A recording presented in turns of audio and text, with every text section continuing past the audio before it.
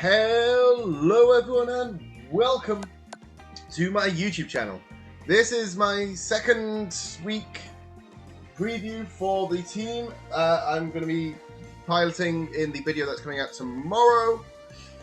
So basically we're up against a very difficult team. As you can see by my opponent's team on screen, you can see they've got a very strong sand core, very good defensive core, and some very high damaging threats.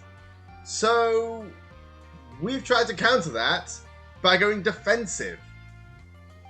So we've got our Morgrim, which is going to be our screen setter, and we've got our Verifone, and we've got Lapras. Those are our very defensive core Pokemon. We've got defensive Snorlax, and we've also got a slightly defensive Crocodile and Girder. They have got the Garvantula as well. I will go through the team one by one with you guys. But first, if you are new to the channel, please hit that subscribe button and that bell icon to be notified whenever I upload new videos like this one, or like the battle that's coming out tomorrow, or a series that is coming out soon. So, without any further ado, let's get into the team. So, you already saw at the start, this thing is a Eviolite user. It's got Reflect, Light Screen, Thunder Wave, and Drain Punch. The reason I've got defensive is because of the Garvantula. The Garvantula is looking to set up webs if he's bringing it. So we're going to try to not play so we'll be wrecked by webs. We're going to go slow. We're going to try to take it as it goes and dish out hits as hard as we receive them. So we've got this to weaken the hits that we are going to be receiving. And also it can Drain Punch to recover if it needs to, but it's most likely just going to set up Reflect, set up Light Screen, drop down to one of their attackers, and then go into something else. It has the Eviolite to try to ensure that it can get both screens up. It's got Thunder Wave to try to make it so that their attacks are less reliable. And what is it looking to set up for? It's looking to set up for Crocodile. Now this is a Choice Scarf Crocodile. It's got speed up and special attack down, but its speed is only EV'd, so that its Scarf allows it to outspeed certain Pokemon. It's not going to outspeed Darmanitan. I tried, it wasn't going to work. If it is a Scarf Darmanitan, it is outspeeding. Remember that the stats you're seeing on screen here, they're not the stats that are going to be in the battle. This is already set up for level 50, because the battle that is going to be happening tomorrow is a level 50 battle. But yeah, so it's EV'd to outspeed majority of his team, but it's not going to outspeed things like Darmanitan. So I've got to take that as it comes. However, what it can do is, and this is the amazing thing, I've managed to EV this thing so that if the Darmanitan is not choice banned, it cannot OHKO Crocodile with a superpower. That might sound crazy, but this Crocodile is EV to live a superpower from a Darmanitan. Now, that's something I never thought I would say.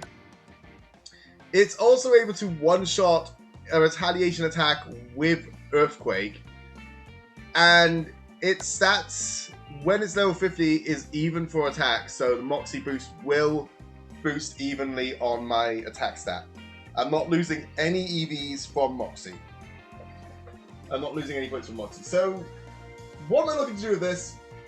I'm looking to Earthquake, then I've got something like a 25% chance to OHKO Gigalith if Gigalith comes in. So if they go into Gigalith to try to set up Sand, I have a 25% chance to one-shot Gigalith. If I fail, I can then go into my Girder and Mach Punch to finish it off. And then if they go into Excadrill, I've EV'd Girder to survive an Earthquake from an Excadrill. So then Girder can actually Drain Punch, one-shot the Excadrill, and go back up to full. This team is very synergistic. You're going to notice that as I go through it. Basically, I'm probably going to be relying heavily on the Girder to revenge kill. So you're going to hear me go over that quite a lot today. Let's go on to the next Pokemon. Next Pokemon is Lapras. Lapras is, well, it's a placeholder. It's here because it can fill the role of other Pokemon if I need it to. So it's sort of that flexible slot. I couldn't work out what I wanted in this slot. And then I worked out, well, Lapras is defensive. It's not gonna get neutered by the webs from Galvantula. It can take hits from Inteleon. It can take hits from Darmanitan. It can take a few hits from Slowbro. So I figured this will be a nice placeholder. It can fill the role of Crocodile against Slowbro. It can fill the role of Verifone against the Inteleon, and it can fill the role of Crocodile against Darmanitan if I needed to. It's very difficult to switch in on, and it's very easy to switch into. So it's defensively raised. It's primarily been focused on the special defense side of things. It's got Water Absorb in case the Inteleon is not G-Max at the time of it coming in. So if I can live long enough for the Inteleon to lose its G-Max, this thing can then brick wall the Inteleon. And outside of G-Max, Freeze Dry is doing around 80% to the Inteleon. So it can easily brick wall it, 2-hit KO, job done, next. It's also got Perish on because I figured if the Inteleon does decide it's going to G-Max, I can Perish Song and make it so that the Inteleon either will die in 3 turns, which I have 2 Pokemon on my team that can actually live 3 turns against it, or they have to swap out and they lose their entire G-Max. It poses a very, very difficult question to my opponent. Is it worth losing Inteleon to get chip damage on the rest of my team? I don't know what the answer to that question is, because I don't know how my opponents are going to think. I've never played against them. However, they're going to have to think hard about how they play around this thing. So, on to the next Pokemon. Oh yeah, this thing's also holding a Leftovers to give it passive recovery to help survive other things. So the next one is Snorlax. Snorlax makes a return appearance. I'm not going to let this thing drop as easy as I did last week. I am sorry, guys. I made a very massive miscalculation. Tried to do a big brain play and predict a U-turn. Instead, I swapped in on a close combat. Oh dear. I almost decided to swap into my Ghost type. Figured, I don't want to be taking a U-turn. This thing is going to do so much damage to my Ghost if I swapped into a U-turn. I don't want that. I'm going to go into Snorlax. Oh, it clicked close combat. Well, that was a poor calculation. So what have we done here? We've got Brick Break, we've got Body Slam, we've got Seed Bomb. Can you work out what I'm trying to counter? If not, look at that team. Why would I not want Brick Break and Seed Bomb? Brick Break and Seed Bomb does so much. Seed Bomb setting up the terrain. Brick Break allowing me to get boosts on my attack stat if I can't belly drum. Body Slam, I can 1v1 the Inteleon. The Inteleon cannot deal more than about 60% of my health. So I go Body Slam, I heal back up. Then the Seed Bomb will kill the Inteleon. It doesn't kill on the first hit, but it kills on the second one. And once that Inteleon goes down, I get to proc my berry for a second time. I get passive recovery off of the grassy terrain, and the Excadrill and the Gigalith are dealing less damage of their ground type moves. This thing does a lot, but it had to sacrifice some of its offensive power. So it's more of a defensive build. I am maximizing Snorlax's very low speed stat in order to mean that the Galvantula is not going to neuter this thing with the webs. So yet again, I have made sure that it's not going to get ruined by the webs. It's not going to get ruined by the Excadrill, and somehow, even without putting into special defense, it's not going to get neutered by the Inteleon. None of my opponent's team is going to ruin this thing. I've got to remind you though, guys, I am heavily relying on being able to take hits. I'm not outspeeding except for with my 2 Pokemon that can actually outspeed. That being Girder with a priority attack and a Choice Scarf Crook. Those are the only 2 Pokemon that are trying to outspeed anything. Everything else is trying to take hits. So I just want to keep drilling that in. And then on to the main star of the show. Here is Girder. Now look at that EV spread. This took me so long to work out. So long. Oh, why did I pick Girder for this? Why did I actually choose Girder for this team? Both weeks, Girder has been the hardest Pokemon to EV train. And then look at that moveset. Drain Punch, Mach Punch, Defog, Ice Punch. Can you work out what the item is? If not, it is Eviolite. It is an Iron Fist, not a Gut. I am not predicting Willow. But what I am predicting is that Excadrill. Girder against Excadrill. Girder actually can 1v1 a Choice Band Excadrill. That's how crazy this Pokemon is. Why have I never used one before? But yeah, so what am I trying to do with this set? What I'm trying to do is I'm trying to make sure it doesn't get walled by a Drifblim. Ice Punch is there purely to 2-hit KO the Drifblim. Mach Punch, Drain Punch, they deal with almost everything on my opponent's team. The only thing that Girder does not deal with, Slowbro. Slowbro can come in and easy 2-hit KO Girder. I can't even touch that thing. This thing is not dealing with a Slowbro at all, in any shape or form. I am not even going to human that matchup. I looked at it, I did the calcs, and I went, I need to run away fast if this thing comes out. I'm terrified of this Slowbro, but that's yet again where the Crocodile and the Verifone come in. Now, I've talked a bit about Verifone and how big of a role it's playing this week throughout this episode, so maybe we should actually talk about that thing now. Here it is, the star of the show, my mascot, Verifone.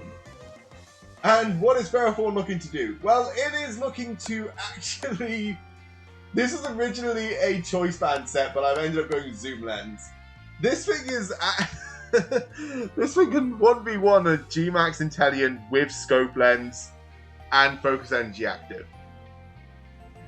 I sat down with one of my front office members and calced for around 30-40 minutes on Verifone alone, just going one at a time, dropping down one EV in attack, putting that one EV into HP or special defense, dropping one EV in defense, putting it into special defense or HP. This thing is built for the Intellion. The Intellion is 100% what Verifone is looking to go up against. Power Whip with Scope Lens, with the Zoom Lens, is actually a guaranteed hit. It is a guaranteed hit, and it has, I think it was something like a 25, maybe 30% chance to one-shot the Intellion in its G-Max form.